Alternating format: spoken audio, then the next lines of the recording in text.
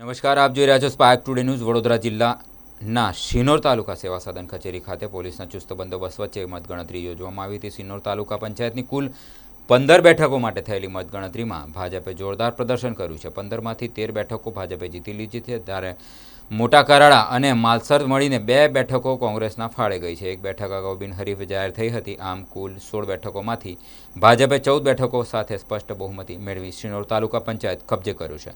આ ઉપરાંત વડોદરા જિલ્લા પંચાયતની સાધલી બેઠક પર ભાજપના ઉમેદવાર વિભાબેન હરિકૃષ્ણભાઈ પટેલની ભવ્ય જીત નોંધાઈ છે, જ્યારે શિનોર જિલ્લા પંચાયત બેઠક પર કોંગ્રેસના ઉમેદવાર ભૂપેન્દ્રભાઈ પટેલ વિજેતા બન્યા છે। પરિણામો જાહેર થતાં જ ભાજપ અને કોંગ્રેસના કાર્યકર્તાઓમાં ખુશીની લાગણી જોવા મળી હતી। આજે સ્થાનિક સ્વરાજ્યની ચૂંટણીમાં મને પ્રદેશ કોંગ્રેસ સમિતિ તરફથી મેન્ડેટ મળ્યો એટલે પહેલાં તો પ્રદેશ સમિતિનો ખૂબ ખૂબ આભાર માનું છું।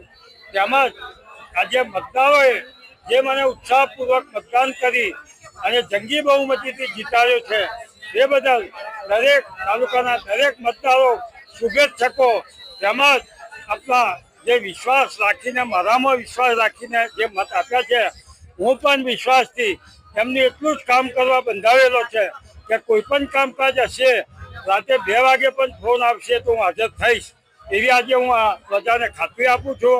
અને આજે જે મતદારોએ મારામાં વિશ્વાસ મૂકી મને જીતાડ્યો છે, એ બદલ શિનોર તાલુકાની જનતાનો ખૂબ ખૂબ આભાર માનું છું। શું નામ છે આપનું? ભૂપેન્દ્રભાઈ રણછોડભાઈ પટેલ। હા, અમે અવાખલ પર વિજેતા થયા છે અને મને ખૂબ સરસ બધાએ સાથ સહકાર આપીને ભારતીય જનતા પાર્ટીએ સાથ સહકાર આપ્યું છે, મેન્ડેટ આપ્યું છે અને મને ખૂબ સરસ મત મળ્યા છે, એથી હું વિજેતા થઈ છું। તે બદલ હું આભાર માનું છું બધાનો।